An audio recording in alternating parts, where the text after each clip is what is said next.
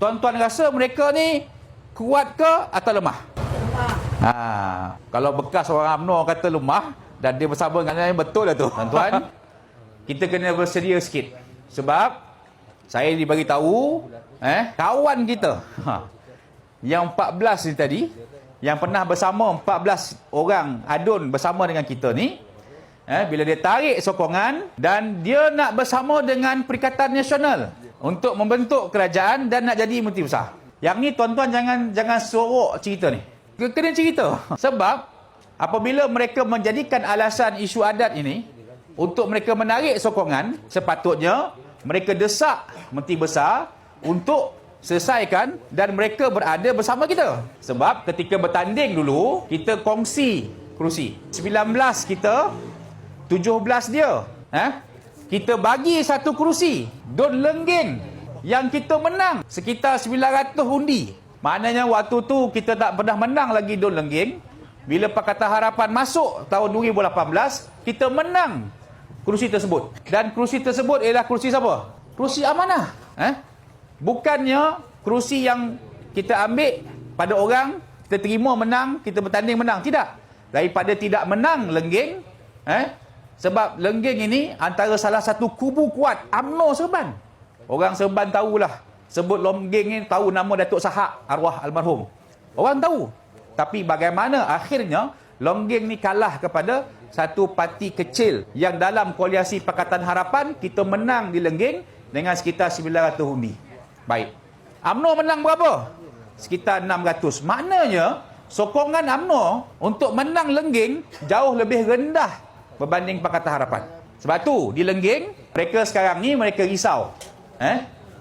Sebab transfer vote daripada Pakatan Harapan kepada Barisan Nasional untuk kerajaan perpaduan sangat tinggi. Itu terbukti dalam semua score sheet menunjukkan Pakatan Harapan memberi undi kepada rakan perpaduan dan kita tak akan sekali khianat. Betul? Ni nak berkawan dengan Pakatan Harapan, kawan betul-betul. Ini pesan Presiden Parti Amanah.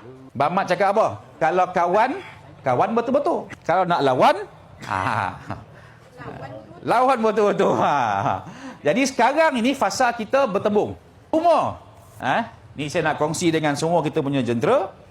Kawan kita ni, yang duduk dalam perpaduan dulu ni, sekarang dah keluar. Tuan-tuan rasa mereka ni kuat ke atau lemah? Kalau bekas orang UMNO kata lemah dan dia bersama dengan PAS, maknanya betul lah tu.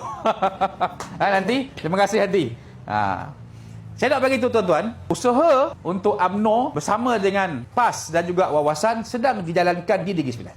Tuan-tuan jangan kata habislah kita. Tak. Ini adalah simbol bahawa mereka tidak berada dalam keadaan yang intact. Mereka berada dalam keadaan lemah. Dulu UMNO peduli ke nak bersama dengan parti-parti lain? Peduli ke? Tak. Dia bawa bendera dacing tu, dia kata kami menang. Ingat tak dulu? Letak batang pisang pun menang. Tu siapa punya apa ni? Siapa punya pemikiran lu? Letak batang pisang, letak selipar, letak helmet pun boleh menang kerusi UMNO tu. Sebab apa? Bagi mereka dulu orang mengundi atas nama logo. Lambang dacingnya orang akan undi. Hari ni tuan-tuan rasa dia boleh buat macam tu? Sebab tu usaha mereka hari ini bersama dengan Presiden Parti Wawasan tu, iaitu Datuk Seri Hamzah, sekarang ni mereka sedang usaha untuk Negeri Sembilan ni mereka bersama. Takut ke? Tak. Kita jangan rasa habislah kita. Tidak, tuan-tuan. Mereka menunjukkan kelemahan mereka dulu. Seolah-olah mereka terpaksa cari pasukan yang tambahan, Mereka terpaksa cari orang tambahan untuk bersama dengan mereka. Tetapi tuan-tuan, saya punya andaian ataupun saya punya pandangan lah. Mereka membuat satu pasukan yang masing-masing ada sejarah khianat, tuan-tuan. Yang mereka nak bentuk ni, Hamzah Zainuddin sebagai Presiden PAS, Ustaz Hadi Awang, Datuk Seri Zahid. Mereka pernah ada dalam satu kerajaan. Langkah Sheraton, kerajaan yang pertama. Siapa jadi Perdana Menteri? Muhyiddin Yassin. Siapa jatuhkan Muhyiddin Yassin? Tuan-tuan, Pakatan Harapan yang jatuhkan? Tak. Siapa jatuhkan? Maknanya dalam parti mereka, sesama mereka sendiri menjatuhkan orang yang sedang berada dalam tampuk kuasa. Akhirnya tukar kepada siapa? Datuk Seri Ismail Sabri. Tuan-tuan, mereka jatuhkan Pakatan Harapan mula-mula. Siapa dia? Tan Sri Muhyiddin, Tun Mahathir, Yang mereka ni menandatangani Kerajaan Pakatan Harapan 1.0 ni. Dato' Sri Wan Azizah, YB Anthony Locke, Dato' Sri Muhammad Sabu dan juga Sri Muhyiddin. Ada 4 tanda tangan. Kita ingat DAP lah yang khianat. Sebab DAP ni kononnya parti Cina lah. Rupanya yang khianat ni orang Melayu kita. Nama dia Tan Sri Muhyiddin, Presiden Bersatu.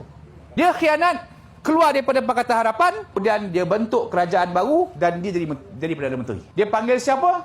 Dia panggil UMNO, dia panggil Barisan Nasional, dia kumpul parti, PAS kali masuk, dan inilah kali pertama PAS menjadi kerajaan persekutuan. Dan yang peliknya, mereka jatuhkan Tan Sri Muhyiddin tu balik.